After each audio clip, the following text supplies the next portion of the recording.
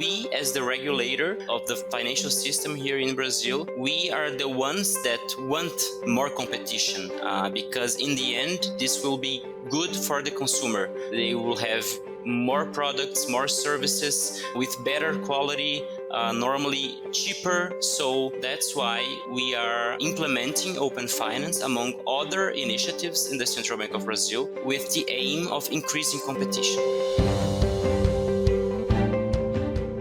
For many, the days of stepping foot into a bank branch to withdraw funds or apply for a credit card, or even a loan, are long gone. Now, instead of grabbing a checkbook to issue a payment, you're grabbing your phone. But it doesn't stop there. For consumers living in countries that have embraced open finance, it also means using their financial data to choose the best financial products and services from different providers. Hello and welcome to another episode of Inclusive Finance Frontiers, a podcast by CGAP. I'm your host, Lamis Daoud. Today we're talking about open finance. Open finance. Open finance. Open finance. Open finance. Specifically, we're focusing in on open finance in Brazil. We're taking a closer look at how the country is leveraging open finance to increase competition in concentrated financial markets, encourage product innovation, and deepen financial access and inclusion for consumers. The term open finance is really an evolution from the term open banking. Let's unpack that. Open banking gives people the ability to share their bank accounts data with other providers to access new or improved financial services. For example, think about the last time you applied for a loan. Most likely you were buried under a mountain of paperwork from banks where you hold financial products and were digging up bank statements to prove you meet the lender's criteria. With open banking, you can aggregate the information from all your accounts, and with a click of a button, all that info zips over to the lender. Open banking refers to a financial services model that allows application programming interfaces, or APIs, to access financial data in traditional banking systems. To put it another way, it allows non-banking services like websites or cell phone apps to provide banking functionality. This, in turn, provides more tailored product offerings to consumers, even those who are underbanked or unbanked. Open finance takes this a step further to include other financial services like investments and insurance. In Brazil, the launch and adoption of open finance has been rapid. By mid-2023, less than a year after the first implementation deadline passed, the country counted 5 million connected accounts. We spoke to Matias Haube at the Central Bank of Brazil about the reasons behind Brazil's rapid expansion of open finance. He's a senior advisor coordinating the implementation of open finance in the Financial System Regulation Department. Fostering innovation, increasing the efficiency of the financial and payment systems, and promoting financial inclusion and competition were the key enablers for implementing open finance in Brazil. We expect institutions really to start competing in different areas, and we have begun to see this already with the implementation of open finance. We are seeing more institutions trying to get new clients, especially through credit and salary portability processes.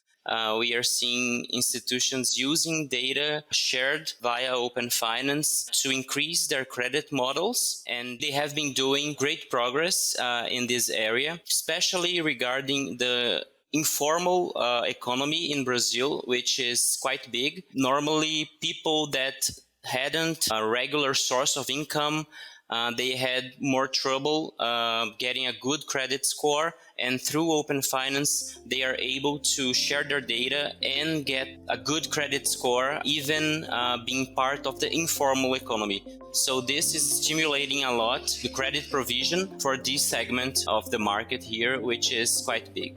So what's the key to all this potential? Data. Banks hold a lot of data. And it's not just how much money is left in your account. They know about money coming in, money going out, and exactly where and how people are spending. Before open finance, banks kept all this information to themselves. Now, all that is changing. Information sharing is leveling the playing field, creating more competition that can produce an environment more conducive to innovation. If data is the key, it can unlock a more inclusive financial future for the traditionally excluded and underserved. From closing the gender gap to helping people get credit for the first time, open finance really can open doors. Maria Fernandez Vidal leads the team at CGAP working on data and open finance. So how does it level the playing field? She explains. Data is typically held in silos, and it's costly for providers that want to use it to innovate. It's generally held by large providers that don't always have the incentives to innovate and go to market. And when you set up bilateral arrangements, they're happening often around a very small fintech trying to negotiate with a very large company. It's an uneven situation. They're hard to set up. It can be costly. And customers are not part of those private bilateral arrangements. So when they happen, they don't necessarily set them up in a way that the customer knows that their data is being used or for what. Open Finance standardizes data sharing, and it makes it cheaper and faster. It gives customers the control to share their data with who they want, and so they can share it where they see a benefit. And it creates a level playing field between different types of providers. So if the access is standardized by regulation, then any provider will have access to the same data. It doesn't matter if they are larger or smaller. And that can improve competition, lead to more innovation, and that can help expand like this bigger depth of products that we need for financial inclusion that is more than just account access. CGAP's recent global landscaping study on the data trails of digitally included poor people found that about 1.8 billion people earning under $5 and 50 cents per day in low and middle income countries had owned or had access to a phone, thereby generating digital data trails. That number is slated to grow to about 2 billion by 2025. More data trails means more data sharing, which leads to the potential for better inclusion, not just from the consumer side, but for providers as well. It can benefit both customers and providers. I think that's what makes it powerful, that we see a clear way in which it can help customers, but also a business case for providers to participate. One of the main things that Open Finance can do is just lower the cost of operations, partly by making it cheaper to onboard and assess new customers, and partly by reducing credit losses by improving the predictive power of their credit scores. That's good for providers because it lowers their costs, but it also means that it supports the business case of serving smaller customers and a broader base of customers. So for customers, it means that, say, a very small loan that it may not have been cost effective for a provider to do before, now with the lower costs of providing it and the improved visibility on the risk, that loan makes business sense for the provider and those customers can be served. Nubank is one of these providers. In fact, it's the largest digital bank outside of Asia, serving over 100 million customers across Brazil, Mexico, and Colombia. Its mission is to combat complexity and empower people, promoting financial access with responsible lending. Rafael Volk leads the company's regulatory affairs team, and he sees a lot of opportunity ahead. The biggest opportunity on Open Finance for us is helping the client to solve their pain, choosing their financial institution as they want, and not necessarily by where they have this account, where their employer pays their salary. So we believe that the benefit of Open Finance is to the consumer, because the consumer will be able to choose their financial institutions. Of course, Open Finance is a platform. Open Finance itself is not able to improve the financial services that they offer, but Open Finance is the platform where banks can build products, where they can enhance their credit data to make sure that then they can return the better data they have about the client into better products. Now let's talk about the gender gap. CGAP conducted a nationally representative survey of 2,000 adults on the implementation of open finance in Brazil in July 2023. A closer look at the findings reveals that women are less aware of open finance compared to men. 45% of women are aware of open finance compared to 52% of men.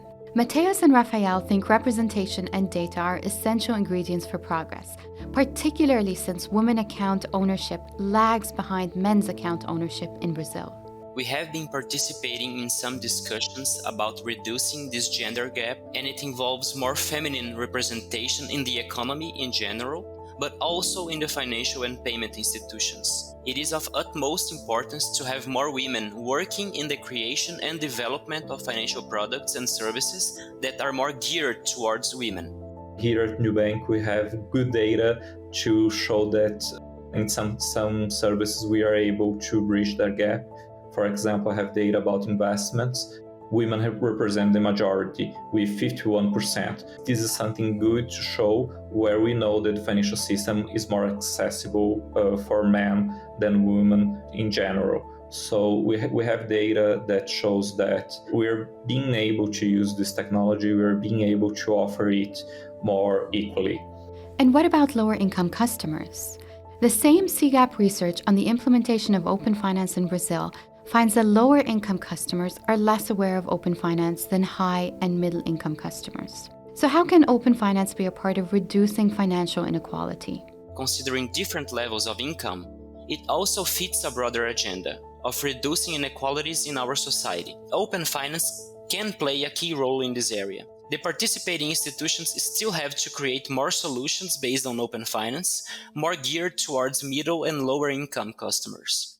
Considering data sharing, onboarding can be streamlined. Customers with lower access to credit due to lack of formal income will start receiving credit, which will help small and medium enterprises to grow, fostering hopefully an increase in social mobility. New products and services related to payment will also help improving the lives of customers from different levels of income. The central bank does not provide financial products and services directly to customers, but we can always try to nudge the participating institutions in the direction that we consider to be the best for the whole society. And Nubank agrees. We believe the future of the financial system is where, through technology, we will be able to offer personalized and adequate financial service to the whole population. It is necessary to have the low income band with knowledge of open finance and what it can offer and how it can improve their financial lives. I believe open finance is only starting. The features that we offer are very important and they are helping people to have financial control. But we believe that with recurring payments and other new features, it will be possible to automate bill payments, it will be possible to do smart transfer, and all that being discussed in the open finance ecosystem will turn possible through technology to offer the same level of service that only the high-income clients have today to the whole population. But as we know, when you're changing the status quo, there's often no such thing as an easy pathway to success. Challenges are still arising, starting with institutional resistance, as Mateus tells us. Since we began the implementation of open finance, facing challenges has become part of our daily routine. Institutions that used to be the big players, and most of them still are the big players, they are always more prone to be resistant to these changes that may bring new players, more institutions to compete. But we, as the regulator of the financial system here in Brazil, we are the ones that want more competition because in the end, this will be good for the consumer. They will have more products, more services with better quality, normally cheaper. So that's why we are implementing open finance among other initiatives in the Central Bank of Brazil with the aim of increasing competition. And on the banking side, implementation can be the biggest obstacle. The biggest challenge for open finance today is the implementation. For the financial institutions, it is a complex system. Of course, we want it to be very easy, very accessible for our clients, but there are complexities from the financial institution sides. So the implementation is something very important. There is new regulations of monitoring. There are a lot of implementation questions that the central bank is very mindful. So there is a challenge, but we believe that this is a challenge that is being well addressed. And it's part of the technological developments that sometimes we need to look at our systems and make sure that the ecosystem is working well. The Central Bank of Brazil is already thinking about how to navigate some challenges. We were and still are all learning, the central bank, the institutions, and the governance structure.